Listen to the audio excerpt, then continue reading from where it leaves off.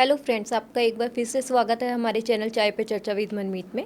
तो आज की वीडियो बहुत ही इंटरेस्टिंग होने वाली है, वो भी स्पेशली स्टूडेंट्स के लिए, क्योंकि जिन्हें भी क्वेश्चंस हैं कि ट्वेल्थ के बाद हम कॉलेज में कैसे एडमिशन्स ले सकते हैं, क्योंकि अभी नया एक एग्ज़ाम मतलब स्टडी में इंक्लूड हुआ है CUET। तो आज हम आपको मिलवाने जा रहे हैं डॉक्टर आशिमा और मिस्टर मनीष जी से, और उनके ज़रिए जानते हैं कि CUET एग्ज़ाम है क्या। चलो मिलते हैं उन्हें। वेलकम मैम, आपका और सर का हमारे इस पॉडकास्ट में। पहले आप बताइए मैम, आपकी जर्नी कैसे और कब स्टार्ट हुई? Basically, I studied in Moradabad till class 12th Okay. in St. Mary's School. Okay. Then I went to Mumbai. From there, I did my MBBS. Okay. And then later on, I worked in Alchemist Hospital for Okay. 6 years as RMO over there with Dr. Bhadu. Okay. Then I just shifted to education field Okay. and as a business woman. Hmm. Then I started this CUT mock. तो ma'am आप पहले ये बताओ कि आपका, जैसे आप doctor हो है ना, तो आपका ये कैसे, इसमें एक तो आप चेंज हुए है ना, आप ये वाला आपने प्लेटफॉर्म चुना, तो किसने हेल्प की, कैसे हुआ आपका ये स्टार्ट? हाँ, वो जर्नी तो मैं आपको ऑलरेडी बता ही चुकी बिल्कुल। हूँ, बट यस, बहुत लोगों ने मेरी हेल्प करी इसमें। को वर्कर्स को टीम जो मेरी है, मनीष सर तो यहाँ है ही, रंजन सर हैं, उन सब ने हेल्प करी। लेकिन बहुत बार आपने एक वो सुनी होगी कि behind every successful man there is a woman. बिल्कुल। So behind me as a successful there is a man, okay. and he is my husband. Yes. So he helped me at each and every step when I was confused, when I was like ki what to do, when I was depressed, when some negative thoughts came in my mind. And obviously, though I belong to a business family, my background, my father is a Okay. renowned businessman in Moradabad. But ठीक है, थोड़ी शायद heredity उनसे भी आई होगी, but yes, being a successful woman which I see in myself today is my husband. वैसे Yeah. अच्छे बहुत कम होते हैं है ना, जो अपनी वाइफ का सपोर्ट्स करते Right, हैं right. मतलब उनके ड्रीम के लिए। I used to be a doctor and ठीक है, in doctor I was like sufficient and मैं अपने आप को I was professionally good. But as a business, when I thought of it and I was like, I floated the idea, and he was like, नहीं नहीं, go, it's okay. Because Then I am also confuse, she is a doctor, तो yeah, इनका कैसे ये इस yeah. Exam के लिए I preparation was करवा रहे हैं worried कि स्टूडेंट्स को? whether I could have done that and I was like कि क्या मैं कर पाऊंगी, नहीं कर पाई तो क्या होगा. It's like don't worry, कुछ you give your best and rest is God. He's seeing starting you. में आए कोई चैलेंजेस वगैरह? हाँ, स्टार्टिंग में चैलेंजेस आए, बहुत टाइम डिप्रेशन भी आया कि like not exactly depression, but हाँ, टाइम बहुत कम था उस समय। जैसे मैं आपको बताया, हमको मार्च में पता चला था and at that time the idea float in our mind, but within like in July the exam was there and in April we started. So at that time it was like, oh, 24 hours was less for us. But at that time he supported like anything. But Like, आपने इतने कम time में इतने students की help की है ना उस time पे, क्योंकि वो उसी and ईयर्स में स्टार्ट हुआ था exam. that's team work, I'll say. मतलब अगर मनीष सर नहीं होते, रंजन सर नहीं होते, तो वो शायद नहीं हो पाता। मतलब it was teamwork and obviously my faculty also, and everybody who is working in our office as a software team also, and everybody over there, उनके से ही सब टीम वर्क करके ही we are here where we are. But हाँ, उस समय it was like कि the main thing, the main boost which was there and the main एक आपके पीछे होता है कि नहीं कोई बात नहीं, नहीं भी होगा देन इट्स ओके, ट्राई करते रहो। ट्राई करते रहो, अपना पुट इन देते रहो. सो ही वॉज माई हस्बैंड. क्या है, टीम अच्छी हो ना तो टीम सब अच्छी होती पॉसिबिलिटी है। सब, right right. I use to tell Manisha also कि मुझसे ये नहीं हो रहा, वो नहीं हो रहा in my office. Then he is like don't worry, see, you can do it like this. I was like, thank you so much. इतना easy था. तो मतलब आप कैसे पहले से जानते थे या कैसे स्टार्ट या किया? या ओके। या तो आपने इन्हें अपने आइडिया में शामिल किया या इन्होंने आपको? I just floated the idea to him. Okay. Because as I told you, my nephew when he came and जब उसकी मदद करी तो मैंने इतना पढ़ लिया था, इतना मुझे हो गया था. Then I said first I floated the idea to my husband, then to him, then to Ranjan sir, and then everybody was like go. And he was like I'm with you. Then Ranjan sir was We like I'm with already, you. I am from the Then IT background and it's a lovely idea. मतलब we must then go ahead ठीक with है, that. we must do. आप करो and we all are together and करते हैं, बच्चों का फायदा दोनों करते हैं माइंड्स, कुछ. आईटी भी डॉक्टरी भी हैं। So good. बट तब मुझे घबराहट थी कि डॉक्टर से सीधा बिजनेस में कैसे जाऊं. So then my husband was like नहीं, हो जाएगा, सब होएगा, don't worry, I am there, you do it. कभी भी कंफ्यूजन है anything, so he was like नहीं, ऐसे बट नहीं, ऐसे बहुत करो. अच्छा आइडिया है स्टूडेंट्स की हेल्प करना ना, क्योंकि उन्हें एक सही पाथ। सही बात मिल जाता है, उनका ईयर खराब नहीं होता. The best thing is this. Exactly. And more over मुझे लगता है कि जो आपकी कॉलेज लाइफ होती है, अगर आप अपनी कॉलेज लाइफ में सेट हो, so that 4 years of your life that decides your 40 years in your future. अब बिकॉज ना मोस्टली स्टूडेंट्स को होता है कि यार कॉलेज में रेगुलर करके ही मतलब थोड़ा एंजॉय तो करें कॉलेज लाइफ, हाँ, है ना। हाँ. जैसे कि पहले क्या होता था, मार्क्स कम है, एडमिशन नहीं मिला, कॉरस्पॉन्डेंस कर लो। कॉरेस्पॉन्डेंस कर लो. ये मतलब एक बट अच्छा वे है। हाँ, ये अच्छा भी है. एंड मुझे लगता है कि हर स्टूडेंट को कॉलेज लाइफ अटेंड अच्छे से करनी चाहिए. And plus this is the main thing ना, आपने अगर वो 4 साल अपने कॉलेज के मेहनत नहीं करी, ठीक है, आप मस्ती भी खूब करो, लेकिन मेहनत भी फिर पूरी करो, क्योंकि ये 4 साल दोबारा नहीं आएंगे. And only these 4 years will decide your life throughout your you till you are there in this world, है ना. तो आपके ये 4 साल आप कुछ बन जाओगे, तो मतलब 40 साल आपकी ज़िंदगी के बहुत अच्छे हो जाएंगे. अगर आप कुछ नहीं बने, so this is very crucial time also. And you have to decide what you have to do. You don't, अभी भी बहुत सारे पेरेंट्स हैं जो ये सोचते हैं कि नहीं, साइंस ही दिलाओ बच्चे, कॉमर्स नहीं, आर्ट्स तो बिल्कुल नहीं. बट ऐसा नहीं है. इतने पहले था शायद कभी ऐसा, आज इतने कोर्सेज हैं and you can do so well in humanities and commerce background, with that background also, कि आपको ज़रूरत ही नहीं है. अगर आपको नहीं अच्छा लगता science, so don't take that. मुझे लगता है आर्ट्स में ज़्यादा ऑप्शंस हैं आपके बहुत पास, ज़्यादा, बहुत ज़्यादा। है ना, कि आप आर्ट्स अगर सब्जेक्ट लेते हो तो आप एक्चुअली किसी आर्ट्स भी में फील्ड में सब्जेक्ट्स जा होते सकते हैं हो ना, पॉल साइंस, ज्योग्राफी, हिस्ट्री, बिल्कुल। साइकोलॉजी, सोशोलॉजी, इतने सारे आपके सब्जेक्ट्स हैं. सो इसलिए वो ऑप्शंस बढ़ जाते हैं. बट पेरेंट्स डॉक्टर बनो, बट पेरेंट्स का है science stream, not doctor, science stream. अपना बच्चा क्लास 12 में, जी साइंस स्ट्रीम में. हाँ, या तो इंजीनियर बन जाओ या so we are science. Like कि इतना थोड़ा सा ना एक मैसेज पेरेंट्स के लिए भी है. बच्चा जिस फील्ड में जाना चाहता है उसको उस फील्ड में डालिए. अगर उसके 10th के बोर्ड्स में साइंस में मार्क्स अच्छे नहीं हैं एंड ही और शी इज़ लाइक कि मुझे साइंस नहीं पढ़ना, मुझे अच्छा नहीं लगता, तो उसको साइंस मत दिलाइए. ही और she can do very much better in other subjects. And you have to give CUT exam. अब तो कोई बोर्ड्स का वो भी नहीं है. आप CUT एग्जाम दो, इतने आप ड्यू में चले जाते हो.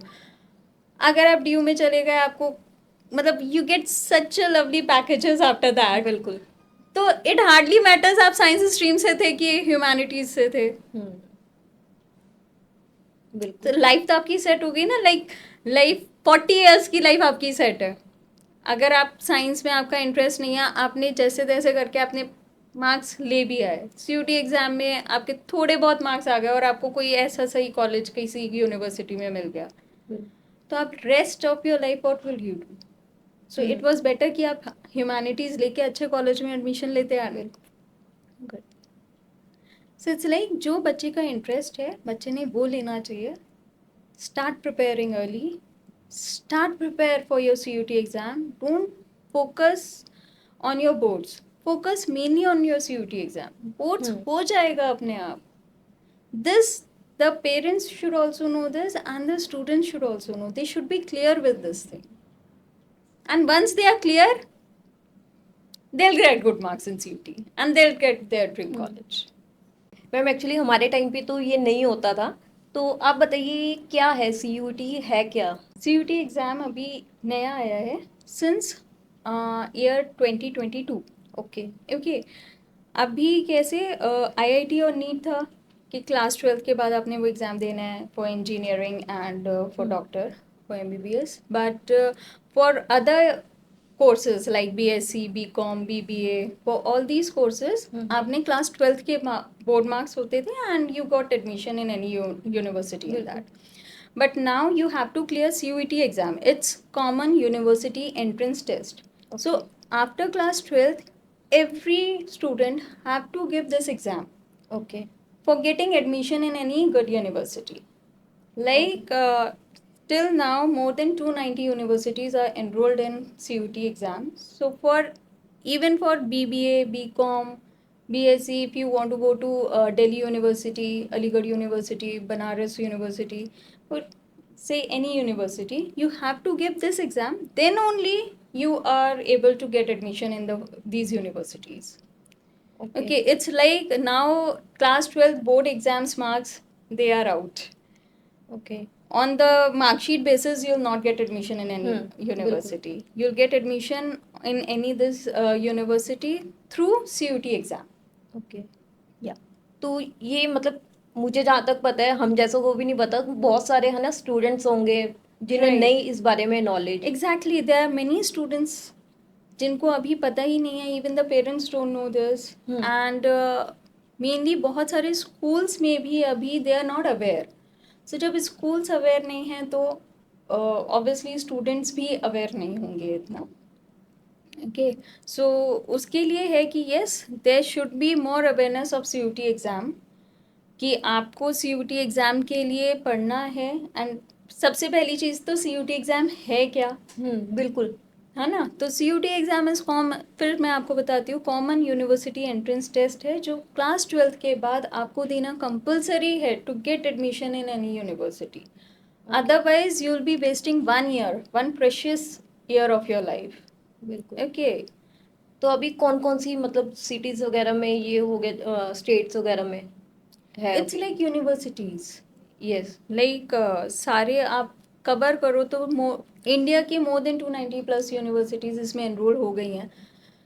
2022 में जब ये शुरू हुआ था तो it was only 90 universities in it. Okay, then 23 में it was more than 249 universities थे, और now it is more than 290 universities in 2024. And yes, and in the coming years we are hoping all over India सारी ही universities इसमें cover हो जाएंगे. And सबसे पहले बच्चे का क्या ड्रीम होता है, मतलब being a student in your life, आपका ड्रीम कॉलेज होता है DU, बिल्कुल। ड्रीम यूनिवर्सिटी होती है DU में कोई सा भी कॉलेज मिल जाए. Delhi university is Delhi university, तो आप चाहते हो कि यार बस कैसे भी दिल्ली यूनिवर्सिटी में एडमिशन हो जाए. तो दिल्ली यूनिवर्सिटी में जाने का way of going over there, path of going over there is CUET exam. Okay. And because of less awareness of CUET exam, बहुत बच्चे पिछले 3 साल से अपना ईयर खो देते हैं, बिकॉज उनको क्लास 12 के बोर्ड्स देने के बाद पता चलता है कि बोर्ड एग्ज़ाम से आपको एडमिशन नहीं बनेगा, आपने तो CUET एग्ज़ाम देना था. और तब तक वो जो फॉर्म CUET एग्ज़ाम की डेट होती है, लास्ट डेट, वो निकल चुकी होती है, बिकॉज फॉर्म्स की डेट आ जाती है फेब में. राइट, अप्रैल में एग्जाम होता है आई थिंक, है ना? मई में एग्ज़ाम होता है. ओके। या तो मतलब अब जिन्होंने 12th पास आउट की, जिन्हें नहीं पता है ना कि ये एंट्रेंस एग्जाम देना तभी हमें कॉलेज में एडमिशन मिलेगा, राइट. तो उनके लिए क्या फिर मतलब इसकी क्या क्लासेस लेनी पड़ेंगी हमें CUET की? प्रिपरेशन इसकी इज़ वेरी वेरी सिंपल. आप सिर्फ और सिर्फ अपना स्कूल करिकुलम पे ध्यान दो. जो आप क्लास 11th और 12th में पढ़ रहे हो, आप मतलब क्लास 12th का करिकुलम पढ़ते रहो, आप उसका सब्जेक्ट्स पढ़ते रहो. एंड उन सब्जेक्ट्स के, suppose you are studying accounts, आपने एक सब्जेक्ट किया, मतलब एक चैप्टर किया अकाउंट्स का, then you do the mock test of that. Okay, like आपने कोई फर्दर, आपने सिर्फ NCERT books concentrate on your NCERT books, because जितना भी सिलेबस है इसका CUET का, it is class 12th NCERT books for domain subjects. There are 29 domain subjects जो हम CUT में कवर करते हैं ये लोग। ओके तो उसमें 29 सब्जेक्ट्स में जो कोर्स आता है that is only and only of NCERT books. Okay so it is preferable कि आप कुछ भी पढ़ रहे हो, आप स्कूल में NCERT तो पढ़ते हो, बिल्कुल पढ़ते एटलीस्ट CBSE बोर्ड जितने भी हैं, CBSE बोर्ड में तो NCERT बुक्स आते हैं, हम्म तो बच्चा NCERT बुक पढ़ता ही है, ठीक है। जो ICSE बोर्ड है, for other boards yes the preparation strategy will be a bit different. आप अपने बुक्स के साथ साथ NCERT बुक्स भी साथ में पढ़ते रहो, and along with that give the mock test. आप जितनी प्रैक्टिस करोगे मॉक्स देने की within the limit time, that will help you in your CUT exam to get better marks.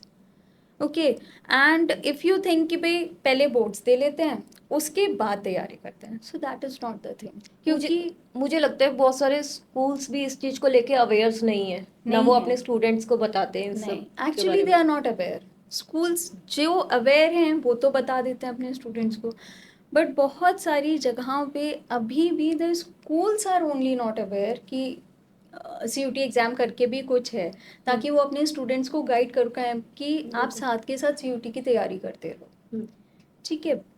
And it's like आप चैप्टर वाइज क्वेश्चंस करो, हम्म, ठीक है। आप जब चैप्टर वाइज टेस्ट देते रहते हो तो आपको एक क्लियर फील्ड हो जाती है कि यार ये वाला चैप्टर मेरा पूरा हो गया। मैं एक चैप्टर, अब अगर आप मेरे से पूछो, एक बोर्ड एग्जाम है, एक CUT एग्जाम है, इन दोनों में डिफरेंस क्या है, राइट? बोर्ड एग्जाम में आपका 70% सब्जेक्टिव होता है, अब 30% MCQs आने लगे, multiple choice questions. CUT exam में it is only multiple choice questions. Subjective में आपको लिखना होता है, इट्स लाइक स्टोरी। बिल्कुल। आपको अगर कंसेप्ट पता है या आपको एक फेयर आइडिया है तो आप एक पूरा पेज उस पर लिख दोगे and you will get marks. But MCQ में इट्स लाइक यस और नो, ठीक है, या तो सही होगा या वो गलत है, और कुछ है ही नहीं, बीच का ऑप्शन नहीं है। मतलब आपको अगर 5 मार्क्स का है तो या तो 0 मिलेगा, और इसमें तो नेगेटिव मार्किंग भी है, तो या फिर आपको फुल 5 मिलेंगे। बट सब्जेक्टिव में क्या होता है, आपको 5 में से 2 भी मिल जाएंगे, आपको 3 भी मिल जाएंगे। सो इट्स लाइक इसके लिए आपको बहुत डीप स्टडी करनी होती है, आपके कंसेप्ट बिल्कुल क्लियर होने चाहिए, आपने लाइन टू लाइन स्टडी करनी चाहिए, then only you can get good marks in CUT exam. And वो आपको मतलब there is no not at all there is any need for coaching, no, because the course which comes in CUT exam is from NCERT book, which you are already reading in your schools for class 12 boards. So सिर्फ और सिर्फ concentrate on your NCERT books. Along with that, concentrate on doing mock practice. That is the only way of getting good marks in CUT, and that is the only and only way. आप NCERT की एक एक line पढ़िए, उसके बाद आप mock test दीजिए, उसके बाद आप CUT में 100% गुड मार्क्स लाओगे, आप दिल्ली यूनिवर्सिटी में जाओगे। ओके मुझे एक क्वेश्चन है ना, मुझे जो परेशान कर रहा है कि आप मुझे ये बताओ, हमें बोर्ड की प्रिपरेशन करनी चाहिए इसके लिए या CUET की? या ये बहुत बच्चे कंफ्यूजन में रहते हैं, दे आर लाइक, बहुत बच्चे सोचते हैं कि हम पहले बोर्ड्स की तैयारी कर लें, उसके बाद, बिकॉज बोर्ड्स होते हैं मार्च में and this exam is in May, तो बच्चे सोचते हैं वी विल गेट 2 months और हम तब तैयारी कर लेंगे, but it is not like that. आपने तैयारी अपनी शुरू से करनी है। सी, जब आपका बोर्ड एग्जाम क्या है, board is subjective and 30% is objective, and आपका CUT एग्जाम क्या है, इट्स टोटली ऑब्जेक्टिव। ओके जब आप ऑब्जेक्टिव के लिए पढ़ लोगे तो आपको बहुत डीप नॉलेज हो जाती है, बिकॉज ऑब्जेक्टिव के लिए you read each and every word, each and every line, and your concepts are very clear. Subjective के लिए आप ऊपर से भी थोड़ा थोड़ा पढ़ लोगे एंड सब्जेक्टिव आपका अच्छा हो ही जाएगा। So when you read for your CUT exam, जब आप तैयारी शुरू से ही कर लोगे उसकी, तो सब्जेक्टिव तो आपका ऑलरेडी उसमें कवर हो गया, बोर्ड्स की तो ऑलरेडी आपकी तैयारी हो ही गई, एंड फॉर दैट आपको कुछ और पढ़ना नहीं है। जो आपके स्कूल में पढ़ा रहे हैं, जो आपकी NCERT बुक से, आपने वही पढ़नी है, because each and every question in CUT exam that comes is from NCERT book. तो अल्टीमेटली आपने सिर्फ अपने डोमेन सब्जेक्ट के लिए CUT की तैयारी करिए, साइड बाय साइड बोर्ड्स की होती रहेगी आपकी। आपने चैप्टर पढ़ा, चैप्टर पढ़ के आपने उसके मॉक्स अटेंड किए, सो आपके जब आपने उसके ऑब्जेक्टिव क्वेश्चंस अटेंड कर लिए, मॉक्स अटेंड कर लिए, तो आपका चैप्टर तो ऑलरेडी हो गया। उसमें आपको आपकी वीकनेस पता चल जाएगी, आपके हिसाब से आपने चैप्टर पूरा कर लिया, उसी के बाद आपने मॉक्स दिए। ओके, मॉक्स टेस्ट मॉक्स कैसे? Test papers basically. तो ये Okay. हमें कैसे, मतलब कैसे दे सकते हैं mocks? Mocks you can go to the CUT mock platform for Okay. That. या ओके, So, तो ये कौन कौन सी इसके अंदर लेट्स से कि आप जैसे हमारे प्लेटफॉर्म cutmock.com में जाएंगे Okay. तो it's an very much user defined portal. तो इसके अंदर बेसिकली आपको अपने नंबर से बेसिकली लॉगिन करना है और you can easily see the exams. तो बच्चे के पास सारे ऑप्शन अवेलेबल हैं वहाँ पे, चैप्टर वाइज करने के, सब्जेक्ट वाइज करने के, अपना टाइम कैसे एलोकेट करना है उस पर्टिकुलर चीज़ में, कि कितना उसको उसमें टाइम लगाना चाहिए, और with in the school time, और उसके बाद अपना घर में आधा अराउंड 1 आवर कभी दे के एग्जैक्टली जैसे ही बोर्ड की प्रिपरेशन कर रहा है, साथ के साथ ही वो CUT मॉक की प्रिपरेशन कर रहा है, सो दैट कि the end of the year उसके ऊपर इतना बर्डन भी ना आए जब वो CUT के लिए तैयारी करेगा। बेसिकली क्या करना है बच्चे ने, हम लोग जो प्रोवाइड करते हैं CUT मॉक प्लेटफॉर्म पे, it's like chapter wise mocks, then full subject mocks, then your previous year mocks. Okay okay, and previous year papers will be obviously जो पिछले 3 साल हाँ. में पेपर्स आए हैं वो सारे हैं, and all these are with detailed solution. तो उससे क्या होता है, डिटेल्ड सोल्यूशन जब आपके पास है, आपने मॉक दिया, आपको वहीं पे जैसे आपने सबमिट किया, आपके पास सारी डिटेल्स आ गई, आपके कितने सही थे, कितने गलत थे, एंड उसका नीचे डिटेल सोल्यूशन आ गया कि गलत था तो आप रीड कर सकते हो, ओहो ओके। नहीं तो हमको लगता है कि नहीं यार ये तो हमारा सही था, ये गलत नहीं हो सकता है। तो जब आपका डिटेल सॉल्यूशन होता है तो उससे आपके लिए बहुत इजी हो जाता है कि क्यों ये गलत है या क्यों ये सही था। It's like that. ओके ठीक है, सो this is one of the main thing कि डिटेल सॉल्यूशन आपको इजीली कहीं अवेलेबल नहीं होता, स्पेशली प्रीवियस ईयर पेपर्स के भी। तो कितने क्वेश्चंस ऐसे होते हैं जो आप सोचते हो यार ये कैसे हैं, एंड हमारे जो क्वेश्चंस हैं that is all from NCERT books of the domain subjects. तो इसलिए जो वो हमारे प्लेटफॉर्म से तैयारी करते हैं, कुछ बच्चों ने हमें ये भी कही, मैम आपके सेम क्वेश्चंस आ जाते हैं। तो it is actually it's not the same question. Basically क्या होता है, जब आप NCERT बुक्स पढ़ रहे हो, हमने NCERT बुक्स में से क्वेश्चंस प्रिपेयर किए हैं, and we have tried to you know हर लाइन से we have tried to make a question. जब आप इतने क्वेश्चंस कर लेते हो MCQ ओके NCERT बुक से, तो एग्जाम में भी उसी बुक से आना है एंड वही क्वेश्चन आना है, तो कहीं ना कहीं तो वही सेम क्वेश्चंस आ ही जाएंगे। तो ये कौन कौन सी स्ट्रीम्स के लिए, जैसे अगर किसी को मेडिकल, नॉन मेडिकल? नहीं, इट्स फॉर लाइक अगर किसी को मेडिकल में जाना है like MBBS, so everybody knows कि उसको नीट है। किसी को इंजीनियर बनना है तो उसको IIT देना है, but rest all the courses, BBA, BSc, BCom honours और BA Pol Science, whatever, for every other course except for MBBS and IIT, you have to give CUT exam for that. Okay, इसके भी क्या ranking base पे होता है admission कैसे? CUT में आपके मार्क्स के बेसिस पे होता है, ओके लाइक अब बोर्ड के मार्क्स से नहीं होगा एडमिशन। CUT में जो आपके मार्क्स आएंगे, जो रैंकिंग आएगी CUT में, उसके हिसाब से आपका एडमिशन होता है। तो क्या ये डिफिकल्ट नहीं है वैसे? लुक, ये जनरली लोगों को लगता है डिफ़िकल्ट है, और कईयों लोगों को लगता है ये बहुत बेसिक है। Generally once the student start preparing from our platform, like वो 60 क्वेश्चन देता है। लेट्स से कि हम एग्जांपल लेते हैं कि उसके लेट्स से 75% मार्क्स आए, तो 25% मार्क्स उसके क्यों कम आए? तो वंस ही एंड द सब्जेक्ट, उसके बाद वो जो गलत हुआ है, क्योंकि we are providing the question and after that we are providing the solutions also, तो देख सकता है कि वो कहाँ पे लैग कर रहा है, वो कहाँ पे वीक हो रहा है। तो वो सॉल्यूशन देखेगा, देन अगेन वो उसको पता लग जाएगा एग्जैक्टली इस पर्टिकुलर सब्जेक्ट या इस पर्टिकुलर चीज़ के ऊपर वो लैग कर रहा है, तो देन वो उसको अपना रिजॉल्व कर सकता है अपने माइंड में, उसको और प्रैक्टिस करके ठीक कर सकता है, क्योंकि हमारा प्लेटफॉर्म सॉल्यूशन के साथ प्रोवाइडेड है, तो इजी है उसके लिए काफ़ी प्लेटफॉर्म से पढ़ाई करके आगे बढ़ना। मतलब मुझे जहाँ तक मुझे समझ में आ रहा है कि मेन बोर्ड के एग्जाम हमारे लिए कंपलसरी नहीं है, मेन सीयूईटी में एग्जैक्टली है अब ना, आप अगर आपको मार्क्स हमारे even- डिपेंड करते हैं Right. हमारे एडमिशन पे। राइट सीयूटी के मार्क्स आपके डिपेंड करते हैं आपका किसी भी यूनिवर्सिटी में एडमिशन लेने के लिए। एंड जैसे आप मुझसे पूछ रहे थे कि कौन से स्ट्रीम मतलब ठीक है, अब सपोज मैं आपको अगर दिखाऊंगी तो आपको अभी मैं एक चार्ट दिखाती हूँ, उसमें मैं आपको दिखाऊंगी जो साइंस स्टूडेंट्स हैं सबसे कम मार्क्स सीयूईटी में साइंस स्ट्रीम के बच्चों के आते हैं। रीजन? रीज़न ये है, देखो ह्यूमैनिटीज़ और कॉमर्स वाले वो अपनी प्रिपरेशन करते हैं लेके कि हमें सीयूईटी एग्ज़ाम देना है, तो वो सीयूईटी के एग्ज़ाम के अकॉर्डिंगली प्रिपरेशन करते हैं। एनसीईआरटी बुक्स पढ़ते हैं, उसके फिर मॉक टेस्ट देते हैं, विद इन दैट टाइम देते हैं, तो उन्हें प्रीवियस ईयर्स देंगे तो उन्हें टिपिकल आइडिया हो जाता है कि इस टाइप के क्वेश्चंस आएंगे। क्लियर? साइंस स्ट्रीम के बच्चों के साथ क्या दिक्कत है, वो लोग सोचते हैं कि आईआईटी की तैयारी तो कर ही रहे हैं, या जो नीट की कर रहे हैं वो सोचते हैं यार नीट की तो कर ही रहे हैं, सीयूटी तो हो ही जाएगा। बिल्कुल। ऑब्वियसली होते हैं ना, साइंस स्ट्रीम वैसे भी अपने आप को थोड़ा हाई लेवल पे रखता है, बिल्कुल। तो जो आईआईटी या नीट की तैयारी करता है वो और हाई लेवल पे हो जाता है, तो वो सोचते हैं यार सीयूटी तो यार हो ही जाएगा ऐसे। But that is not the thing.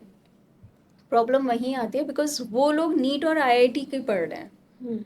जो अब आप ये ग्राफ देखोगे अगर इसमें, तो सबसे कम जो साइंस स्ट्रीम के बच्चे हैं उनके मार्क्स हैं, सबसे कम परसेंटाइल 100% जो आए हैं वो इन लोगों के हैं, क्योंकि इन लोगों ने वो जो माइन्यूट चीज़ें थी जो आपने एनसीईआरटी बुक में से पढ़नी थी वो नहीं पढ़ी। आपको वही चीज़ आपको हाई लेवल पे करके दें आप कर दोगे, लेकिन वही चीज़ आपको बिल्कुल बेसिक पूछ लिया जाए तो वो दे गेट कंफ्यूज कि यार बेसिक यार ये होता तो ये है, लेकिन ये बिकॉज वो एनसीईआरटी में से लाइन उठा के देते हैं एनटीए वाले सीयूटी एग्जाम में। अब वो बच्चों ने पढ़ी नहीं होती क्योंकि उन्होंने तो हाई एंड पढ़ रखा था, उन्होंने सोचा ये तो हम कर ही लेंगे, तो वहाँ पे बिकॉज ऑब्वियसली जो बिल्कुल बेसिक क्वेश्चंस होते हैं उस पर लोग ध्यान नहीं देते, और सीयूटी एग्जाम में वो बहुत बेसिक क्वेश्चंस देते हैं। और उनकी प्रॉब्लम नेगेटिव मार्किंग भी है। गलत गैस करेंगे तो negative marking Negative CUT marking में है ही होगी, ऑलरेडी, बिल्कुल। तो अपने आप उनके 100% आए तो नहीं आएंगे बिकॉज ऑफ नेगेटिव मार्किंग। तो गैस वर्क चल नहीं सकता इतना वहाँ पे कि जैसे कोई सब्जेक्टिव पेपर में एक पैराग्राफ लिखना है तो वहाँ थोड़ा बहुत ऊपर नीचे होता है, इसमें तो exact you need that answer, otherwise negative marking है आपकी। And this is the reason why we suggest the science stream students also कि आप भी जब आप आईआईटी और नीट की कर ही रहे हो, आप हर एक देखो कितने बच्चे बैठते हैं आईआईटी और नीट में, सब तो सिलेक्ट नहीं हो होते, जाते। बिल्कुल। अभी तक कैसे था कि लास्ट 2022 तक जो बच्चे सिलेक्ट नहीं हुए उन्होंने अपनी बोर्ड की मार्कशीट निकाली और किसी भी यूनिवर्सिटी में गए जी मेरा एडमिशन बीएससी में कर दो, राइट, या मेरा एडमिशन फला कोर्स में कर दो, ओके डन। बट अब क्या होता है, अगर आपने सीयूटी एग्ज़ाम नहीं दिया तो आपका ईयर वेस्ट हो गया अगर आप नीट और आईआईटी में सिलेक्ट नहीं हुए, और अगर आपने सीयूटी को बिल्कुल ये मान लिया कि यार ये तो हो ही जाएगा तो भी आपका ईयर चला जाता है बिकॉज आपके मार्क्स ही अच्छे नहीं आते उसमें, सीट सारी गिर जाती हैं। So this is the reason why we say, और आपको बहुत ज़्यादा कुछ नहीं करना, आपने सिर्फ और सिर्फ जो आप पढ़ रहे हो आप वो पढ़ते रहो, साथ में एक एनसीईआरटी बुक ऐड कर लो, जो भी मुझे लगता है आईआईटी और नीट में आप करते ही हो। तो इसकी उसकी भी preparation कोचिंग ले लो। कोचिंग वगैरह देते हैं जैसे नहीं। नीट वगैरह में होती है नहीं कोचिंग? कोई, मैं फिर आपको बता रही हूँ सीयूटी एग्ज़ाम के लिए मतलब बहुत बहुत बहुत क्लियर है, कोई कोचिंग की ज़रूरत नहीं है, it's only and only your hard work. आप जो 12th क्लास में पढ़ रहे हो वो पढ़ो, स्कूल का वो पढ़ो, उसके साथ एनसीईआरटी बुक अगर आपके स्कूल करिकुलम में है, जैसे सीबीएसई बोर्ड में ऑलरेडी है वो करो, जो सीबीएसई बोर्ड के अलग बोर्ड के हैं वो साथ में एनसीईआरटी बुक ऐड कर लें, और आप मॉक्स प्रैक्टिस करो। हर मॉक करने के बाद, हर चैप्टर करने के बाद आप मॉक प्रैक्टिस करो, मॉक से आपको ये पता चल जाएगा मैं इस चैप्टर के पर्टिकुलर इस एरिया में वीक हूँ, या पर्टिकुलर ये चैप्टर मेरा बहुत स्ट्रॉन्ग है, ठीक है, क्योंकि मॉक्स में आपका एक एक सिंगल लाइन कवर हो रही है बुक से, तो आप खुद आपके में इतना आ जाएगा कि यार ये सब्जेक्ट मेरा पूरा प्रिपेयर हो गया। वंस आपके सारे चैप्टर्स हो गए, सब्जेक्ट प्रिपेयर हो गया, पूरे सब्जेक्ट करने के बाद then you shift on to your subject wise mocks. Subject wise में अब आपका पूरा सिलेबस है, अब आप उसको करो and with in that given time. See that time is very important. मैं कर तो लूँगी बट पता चला मुझे टाइम मिल रहा है 45 मिनट्स का और मैं कर पा रही हूँ 1 आवर में. So you have to manage your time. तो जब practice it comes with practice. So जब आप सेम प्लेटफॉर्म पे बैठ के आप बहुत सेम चीज़ की सेम टाइम में प्रैक्टिस कर लेते हो, तो जब आप CUT में एक्चुअल एग्ज़ाम देने जाओगे then you will be like यार ओके फाइन हो जाएगा. प्लस इसीलिए हम कहते हैं कि expensive coachings, there is no need for expensive coachings because CUT exam में NCERT के बाहर का डोमेन सब्जेक्ट्स में कुछ नहीं आता. ओके, आप मुझे थोड़ा वो बताएंगे कि CUT का जो एग्ज़ाम्स वगैरह होते हैं उसमें क्या क्या क्या क्वेश्चन मतलब कैसे आते हैं, रीजनिंग आती है? नहीं CUT एग्ज़ाम में इन लोगों ने जो सब्जेक्ट्स डिवाइड कर रखे हैं वो 3 उसमें कर रखे हैं Okay. कैटेगरीज में. First is your language. Okay, there are all the regional languages they have given along with English, Hindi, Sanskrit, every language. Then comes your domain subjects. इन्होंने 29 domain subjects ले रखे हैं. Okay. And then last is your third session is your GT, that is general test. तो जो language exam है mainly सारे बच्चे English लेते हैं बट जो रीजन्स के हैं वो केरला वाले केरलाइट भी ले सकते हैं. तो जो लैंग्वेज पेपर होता है, language paper is your grammar. Okay. So that is not कि इंग्लिश है तो इंग्लिश का क्लास 12th की बुक में से आएगा, नहीं. इंग्लिश है तो general English, your synonym, antonym, figure speech, like your grammar. Then comprehensions. So every language paper contains like your grammar part. Then comes your domain subjects. For all domain subjects, the course is from your NCERT book. So you have to read your NCERT book. Okay. NCERT book is your Bible, is your Gita, is your Quran, is everything for you. Okay. Okay. And then for GT general test, उसमें आपका आता है mental ability आ जाता है but that is of level 8 to 10th level का. ये नहीं कि आपके क्लास 12th के लेवल की पूछ रहे हैं. वो जो बच्चे ने पढ़ा होता है उस लेवल का आता है. मेंटल एबिलिटी भी है, रीजनिंग भी है, रीजनिंग एप्टीट्यूड है, वो सब आपका जनरल टेस्ट में आता है. Okay. So it's like that and every university has its own criteria subjects choose करने का. लाइक अगर दिल्ली यूनिवर्सिटी है, दिल्ली यूनिवर्सिटी में से मुझे BCom ऑनर्स लेना है. ओके. ओके. तो उसका अलग है कि भाई आपका पर्टिकुलर ये सब्जेक्ट होना चाहिए या इन सब्जेक्ट्स में से आप कोई भी एक चूज़ कर सकते हो, कोई भी एक लैंग्वेज चूज़ कर सकते हो. एंड सेम अगर BCom ऑनर्स ही मुझे इलाहाबाद यूनिवर्सिटी में चाहिए तो उनका अपना क्राइटेरिया है कि आपको इन 29 डोमेन सब्जेक्ट्स में से कोई भी एक या दो चूज़ कर सकते हो या एक वाला लैंग्वेज चूज़ कर सकते हो. सो एवरी यूनिवर्सिटी का हर एक कोर्स का अपना एक ज़रूरी वो है कि आपने ये करना है, so you are eligible for this course. So it is mandatory, like it is advisable also and it is mandatory also कि नॉट मैंडेटरी क्योंकि ये तो आपके ऊपर है कि आप CUT में कौन से सब्जेक्ट्स चूज़ करें, but it is always advisory कि जो सब्जेक्ट्स आपके क्लास 12th में हैं वही सब्जेक्ट्स आप क्लास CUT एग्ज़ाम में दीजिए, अपियर हों आप उन एग्ज़ाम्स में. रीज़न भी मैं आपको बताती हूँ. आजकल क्या होने लगा है, मैंने क्लास 12th में तो कॉमर्स लिया एंड उसके बाद सडनली 12th में आते आते आई थिंक नहीं यार मुझे साइकोलॉजी की तरफ जाना है. ठीक है, लेकिन जब मैं CUT एग्ज़ाम में दी तो मैंने साइकोलॉजी दे दिया और मैंने एक आध अपना क्लास 12th वाला सब्जेक्ट दे दिया और लैंग्वेज दे दिया. DU यूनिवर्सिटी, और मेरा ड्रीम कॉलेज था DU यूनिवर्सिटी. अब DU यूनिवर्सिटी में जाने के लिए DU ने बहुत प्लेनली अपने यूनिवर्सिटी करिकुलम में लिख रखा है कि भाई DU ओनली वही सब्जेक्ट्स एक्सेप्ट करेगा जो आप क्लास 12th में पढ़ चुके हो. Exactly. मतलब Okay. बीइंग साइकोलॉजी में मेरे 100 परसेंटाइल भी आ गए तो that is waste for me if I want admission in DU. तो DU का ये है कि जो आपने क्लास 12th में बोर्ड में आप जिन सब्जेक्ट्स में अपियर हुए हो, DU सिर्फ उन्हीं के मार्क्स कंसिडर करेगा CUT एग्ज़ाम में. CUT एग्ज़ाम में आप किसी भी सब्जेक्ट में बैठ जाओ, DU will not consider other subjects. But on contrary अगर मैं BHU में जाती हूँ वो ले लेगा, वो मेरे साइकोलॉजी के मार्क्स भी ले लेगा. So it is university to university. But क्योंकि DU सबसे टॉप यूनिवर्सिटी है, एवरीबडी नोज, एंड मतलब लोगों का ड्रीम कॉलेज रहता है कि भाई हमें DU में कोई भी कॉलेज मिल जाए, तो फॉर दैट बहुत बच्चे ऐसे होते हैं जिनको ये चीज़ नहीं पता होती कि हमें क्लास 12th में वही सब्जेक्ट्स चाहिए थे CUT एग्ज़ाम में देने के लिए. सो दिस इज़ समथिंग कि आप जब सब्जेक्ट्स चूज़ करते हो अपने CUT एग्ज़ाम में अपेयर होने के लिए, सो प्लीज़ चूज़ दो सब्जेक्ट्स वेरी थोरली.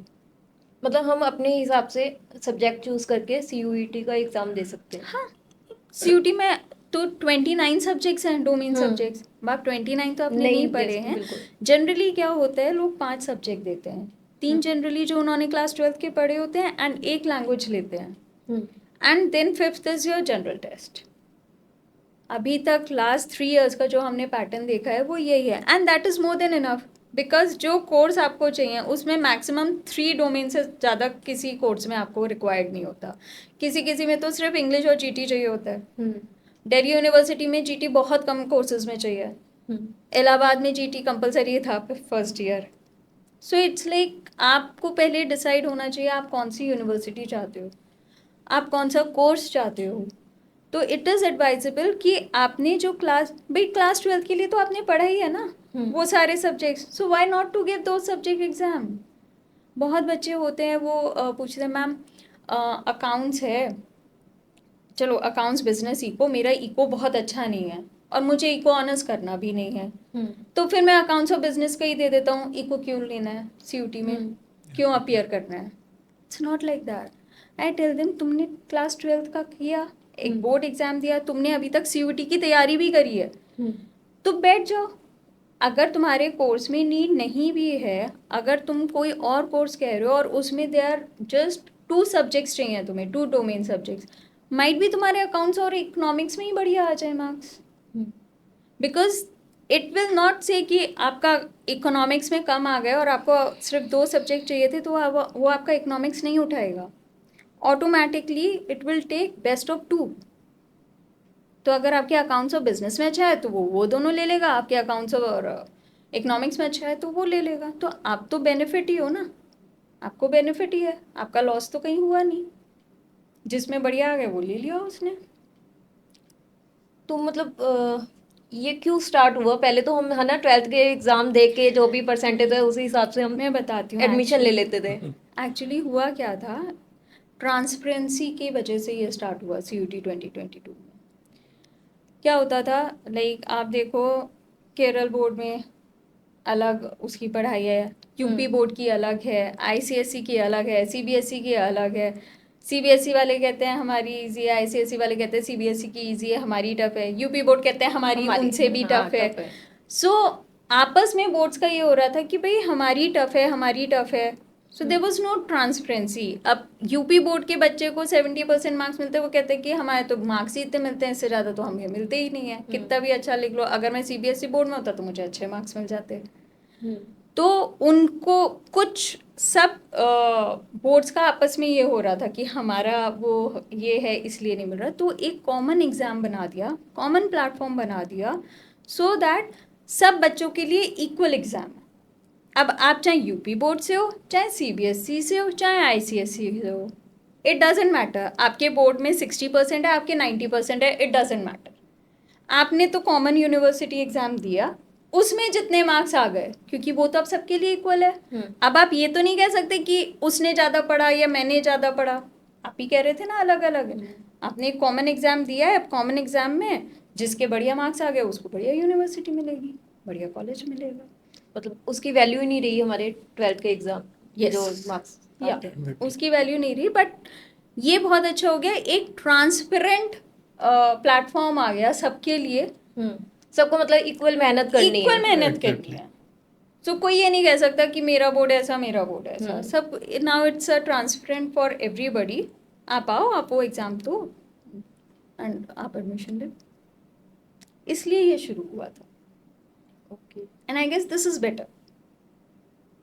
बट मुझे लगता है कि बहुत सारे है ना स्टूडेंट्स हैं मे बी जो इसके अगेंस्ट भी होंगे है ना कईयों को होता है कि ले हमारे तो इतने अच्छे मार्क्स आए थे 12th में, अब ये एग्जाम देना पड़ेगा, इसमें हम अगर रह गए तो रह गए। एग्जैक्टली। नहीं, बट द थिंग इज, अगर आपके 12th में अच्छे मार्क्स आए, आप थोड़ा सा स्टार्टिंग में ही सीयूटी की प्रिपरेशन करने लग जाओ तो आपके सीयूटी में 100% अच्छे आएंगे। क्यों अच्छे नहीं आएंगे? आप जैसे ही आप क्लास 12th में एंटर करते हो, हम बल्कि आपको, अगर आप मेरे से पूछो तो बेस्ट टाइम प्रिपरेशन के लिए आपका क्लास 11th से होता है। रीज़न बीइंग, क्लास 11th में आप सिर्फ और सिर्फ अपना इंग्लिश या जो भी लैंग्वेज आपके पास है वो प्लस जनरल टेस्ट, सिर्फ ये दोनों करने शुरू कर दो। इसके मॉक्स करते रहो, बिकॉज सी, अगर मैं इंग्लिश ही लेके चलती हूँ तो इंग्लिश सब्जेक्ट अपने आप में सो वास्ट, और ऐसे ही सारे लैंग्वेजेस अपने आप में सो वास्ट होंगे, राइट? तो इंग्लिश, अब ये नहीं है मैं सिनोनिम्स रट लूँगी बहुत सारे, या एंटोनिम्स रोट कर लूँगी बहुत सारे, नहीं। It's like practice, it's just practice. Comprehension भी है, बहुत बच्चे मैंने देखे हैं, they are toppers, but comprehension में दे आर लाइक, यार कॉम्प्रीहेंशन नहीं होता, है ना? तो इट्स लाइक आप डेली प्रैक्टिस करते रहो, मॉक्स की, जनरल टेस्ट में भी, इंग्लिश में भी। जो आपको लगता है कि यार ये मेरा वीक पॉइंट है, सपोज ईडियम्स मेरे वीक पॉइंट है, अब ईडियम्स आप कुछ रट भी नहीं सकते, आपका कोई जैसे फिगर ऑफ स्पीच है तो फिगर ऑफ स्पीच ठीक है मैंने समझ लिया, एडवर्ब है तो मैंने समझ लिया, बट ईडियम्स हैं वो तो प्रैक्टिस से ही आएंगे। आप प्रैक्टिस करते रहो, कहीं ना कहीं when ever you sit in your exam, आपके बैक ऑफ द माइंड होते हैं ये वाला तो मैंने कभी तो रीड किया था, शायद इसका ये था। सो जो आपका लैंग्वेज है प्लस जो आपका जनरल टेस्ट है, start preparing in your class 12। You have full 1 year, आप सारा टाइम अपना उसको डिवोट कर। और उसमें क्या होगा, सपोज मैं इंग्लिश कर रही हूँ एंड इंग्लिश में आई गेस कि मैं एडवर्ब कर रही हूँ, एडवर्ब मेरा बहुत ख़राब आ रहा है, नहीं हो रहा, बार बार एडवर्ब के जो फुल मार्क में क्वेश्चन आते हैं मेरा वो गलत हो जाता है, तो मुझे समझ में आ गया यार मेरा एडवर्ब सही नहीं है। एडवर्ब पढ़ो, सही कर लो, यू हैव टाइम। ऐसे ही जनरल टेस्ट है, जनरल टेस्ट में इतने सारे टॉपिक्स हैं, जीके है, आपका करंट अफेयर्स है, करंट अफेयर्स तो एक ही साल के आते हैं ना, कर लो मॉक्स लेके करंट अफेयर्स के, सारे हम प्रोवाइड करते हैं, सारे हर महीने के करते हैं, 12 महीने तो हैं, बिल्कुल। कर लो 12 महीने के, कितने क्वेश्चंस करोगे? एक महीने में, एक मंथ के 100 हो जाएंगे, 200 हो जाएंगे, कितने और होंगे करंट अफेयर्स के? इतने कर लो, इन्हीं में से आना है, आता है, लास्ट 3 इयर्स आए हैं। बच्चे कहते हैं मैम आपको पता था, मुझे नहीं पता था, करंट अफेयर्स जो है वो है ही ना, उसमें से एक आध दो आ जाते हैं, टकरा जाते हैं। फिर ऐसे ही आपकी मेंटल एबिलिटी है, आप रीजनिंग है, अब मुझे पता है कि मेरा जो रिलेशंस वाले क्वेश्चंस हैं वो आते हैं, ठीक है, मैं वो कर रही हूँ, ठीक है, बहुत अच्छे हो रहे हैं। ऐसे ही वो क्लॉक वाले क्वेश्चंस हैं, सारे गलत हुए जा रहे हैं। तो मुझे समझ में आ गया ना यार, रीजनिंग में इस पार्ट में तो मेरा ठीक है, ये मेरा वीक है, तो devote your time to that, I devote to that. अभी 1 साल है, 11th पूरा करो, उसके बाद by the time you reach class 12 focus on your domain subjects. उसमें आप इंग्लिश और जीटी हफ्ते में एक बार भी एक मॉक कर लिया, that is more than enough, क्योंकि वो तो आप काफ़ी तैयारी कर ही चुके हो ना, आप अपने कंसेप्ट क्लियर कर चुके हो। So full 12th devote your full time in your domain subjects, शुरू से ही। एक बार बच्चे का क्या रहता है, पहले मैं बोर्ड की तैयारी करूँ उसके बाद सीयूटी करेंगे, बिकॉज बोर्ड हमारे यहाँ वैसे भी इट्स लाइक बोर्ड, है ना, so everybody is like board exam है, सो दैट इज समथिंग कि बच्चा घबरा, पेरेंट्स ही घबरा देते हैं, पेरेंट्स ज्यादा बच्चों को डराते हैं, बोर्ड से बोर्ड तैयारी है। कर लो, तैयारी कर लो। तो पहले तो ये डर निकाल, और ये पेरेंट्स को भी निकालना पड़ेगा डर। बोर्ड है तो क्या है, बच्चे ने तो पढ़ना ही है ना, वो अपने स्कूल में बैठ के दे या किसी और के, चीटिंग तो वो तब भी नहीं कर रहा, तो फिर क्या फर्क पड़ना है। पहले तो ये डर निकले, उसके बाद ये निकले कि पहले मैं बोर्ड्स की तैयारी कर लूँ, उसके बाद सीयूटी देखेंगे। क्यों? बोर्ड से मार्क, बोर्ड के 90 भी आ जाएंगे तो तुम्हें कॉलेज में एडमिशन नहीं मिल रहा है, तो concentrate on your CUT exam ना सिंस स्टार्टिंग। और once you will prepare for your CUT exam, board तो ऑटोमेटिकली प्रिपेयर हो गया, वो तो सब्जेक्टिव है, वो तो प्रिपेयर हो ही जाएगा जब आपने ऑब्जेक्टिव प्रिपेयर कर लिया। तो यही रीज़न है जो बच्चे क्लास 12th में आते ही शुरू कर देते हैं अपनी प्रिपरेशन, वो एंड में जाके फसल नहीं करते। आपने बोर्ड एग्ज़ाम दे लिया, उसके बाद they are very comfortable because chapter wise वो निपटा चुके हैं, सब्जेक्ट वाइज भी वो कर चुके हैं बोर्ड एग्ज़ाम से पहले, क्योंकि अल्टीमेटली कोर्स तो सेम ही है। उसके बाद तो उन्होंने सिर्फ रिवाइज करना है, उन्होंने सिर्फ वो देखना है यार मेरे कौन कौन से क्वेश्चंस गलत थे, बस लेट मी रिवाइज दोस।